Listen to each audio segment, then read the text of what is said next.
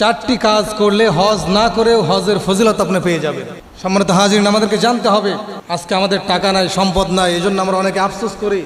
অনেক মানুষ চোখের সামনে হজে যাচ্ছে, রসুলের রওজার পাশে দাঁড়িয়ে সালাম দিবে, তার জীবনটা কত ভালো, কত সৌভাগ্যবান সে, অথচ আমি আর আপনি মনটা খারাপ করি, মন বেজার করি, আমরা টেনশনে থাকি, পেরেশানিতে থাকি যে জীবনে যদি একবার মক্কায় যেতে পারতাম, হজ করতে পারতাম, আমার জীবনটা ধন্য হয়ে যেত। রসুল করিম সাল্লাল্লাহু আলাইহি সাল্লাম বলেন, চারটি কাজ যদি কোনো ব্যক্তি করতে পারে, হজ না করেও হজের পরিপূর্ণ ফজিলত ওই ব্যক্তির আমল নামে আল্লাহ তাআলা লিখে দিবেন। সুবহানাল্লাহ।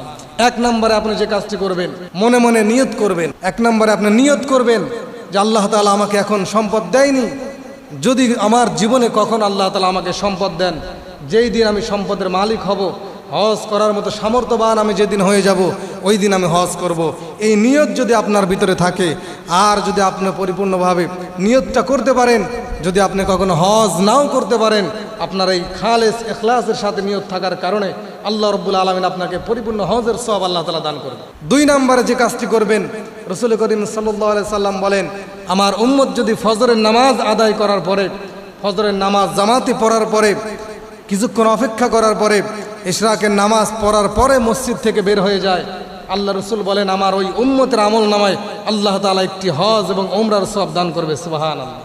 সম্মানিত হাজিরিন, এজন্য অল্প আমল যদি আমরা ঠিক মতো করতে পারি, এর মধ্যে আল্লাহ অনেক বড় ফজিলত রেখে দিয়েছেন।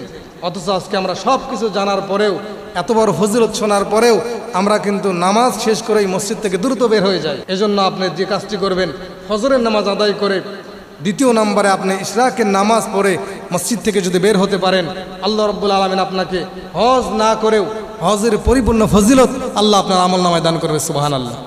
তিন নম্বরে রাসূল করিম সাল্লাল্লাহু আলাইহি সাল্লাম বলেন, কোনো ব্যক্তি যদি কোনো হাজী সাহেবকে, যেই ব্যক্তি হজে যাওয়ার উদ্দেশ্যে বের হয়ে গেছে, ওই ব্যক্তিকে যদি সামানগুলো তৈরি করে দেয়, হজে যাওয়ার জন্য সে প্রস্তুতি হচ্ছে, এমত অবস্থায় যদি তার কাজে যাওয়ার জন্য সহযোগিতা করে, আল্লাহ রসুল বলেন এই হাজী বান্দাকে সহযোগিতা করার কারণেও আল্লাহ রাব্বুল আলামিন ওই ব্যক্তির আমল নামায় একটি হজের সওয়াব দান করবে। সুবহানাল্লাহ।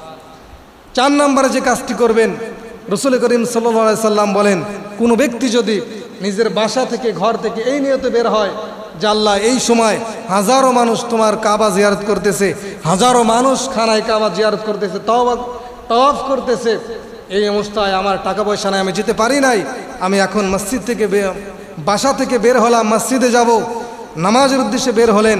আপনি যদি রাস্তায় হেঁটে হেঁটে মসজিদে আসেন আর মনে মনে নিয়ত করেন, হাজী সাহেবরা যেভাবে কাবা তাওয়াফ করতেছে, তারা তাদের আমল নামায় যেইভাবে সওয়াব তুমি দিচ্ছ, আমার তো টাকা নাই, পয়সা নাই, আমি বাসা থেকে বের হয়ে গেছি তোমার ঘর মসজিদে নামাজের জন্য, তুমি আমাকেও সেই পরিপূর্ণ সওয়াব দান করো। আপনার নিয়ত যদি এরকম হয়, আল্লাহ রসুল বলেন এইভাবে নিয়ত করে যদি কেউ বাসা থেকে বের হয়ে মসজিদে যায়, আল্লাহ রাব্বুল আলামিন তার আমল নামায় হজের পরিপূর্ণ ফজিলত আল্লাহ তাআলা দান করবেন। সুবহানাল্লাহ। সম্মানিত হাজিরিন, এর জন্য চারটি কাজ আপনি করবেন। এই চারটি কাজ যদি আপনি করতে পারেন, অবশ্যই আল্লাহ তাআলা আপনাকে হজ না করেও হজের পরিপূর্ণ ফজিলত আল্লাহ তাআলা আপনার আমল নামায় দান। কতটুকু সম্পদ থাকলে আমার আপনার উপরে হজ ফরজ হয়ে যাবে? গুরুত্বপূর্ণ একটি বিষয় আজকে আমাদেরকে জানতে হবে। অনেক মানুষ মনে করে যে আমার 10 বিঘা 20 বিঘা সম্পদ আছে, 15-20 বিঘা সম্পত্তির মালিক আমি, কিন্তু আমার কাছে লক্ষ লক্ষ টাকা নেই। বর্তমান সময়ে হজ করতে হলে কমপক্ষে 6 থেকে 7 লক্ষ টাকার প্রয়োজন হয়। আজকে অনেক মানুষ এই চিন্তা করে যে এত টাকা তো, নগদ টাকা আমার কাছে নাই, সুতরাং আমার উপরে হজ ফরজ হয় নাই, আমি হজ করব না, হজে যাই না।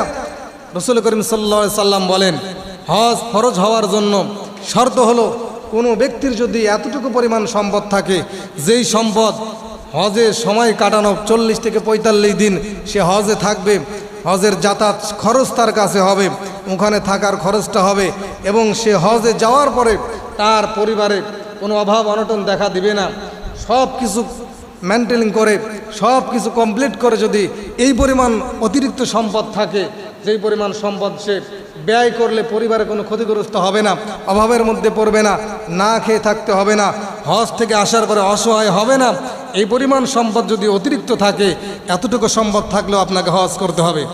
আল্লাহ রাব্বুল আলামিন পবিত্র কালামুল্লাহ শরীফের মধ্যে বলেন যে যাদের উপর হজ ফরজ করা হয়েছে, যাদের সামর্থ্য হয়ে গেছে, সম্পদ আছে, টাকা আছে, তারা যেন বাইতুল্লাহ জিয়ারত করে হজ করে।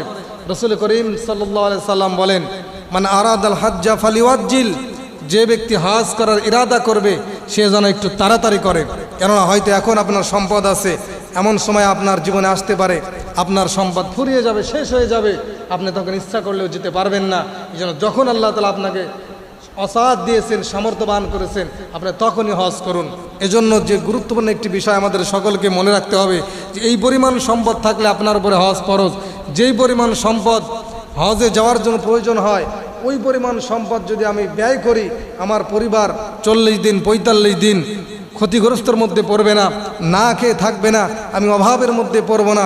অতিরিক্ত এতটুকু সম্পদ যদি আপনার থেকে থাকে, আপনার উপরে কিন্তু হজ ফরজ। এজন্য আল্লাহ তাআলা যেন আমাদের সকলকে জীবনে যাদের সামর্থ্য আছে সকলকে নিয়ত করা, আল্লাহ তাআলা যেন আমাদের এই সম্পদ আল্লাহর রাস্তায় ব্যয় করে আমরা যেন হজের মতো ফরজ একটা বিধান আল্লাহ তাআলা আমাদেরকে পালন করার তৌফিক দান করুন। সকলে বলে আল্লাহ।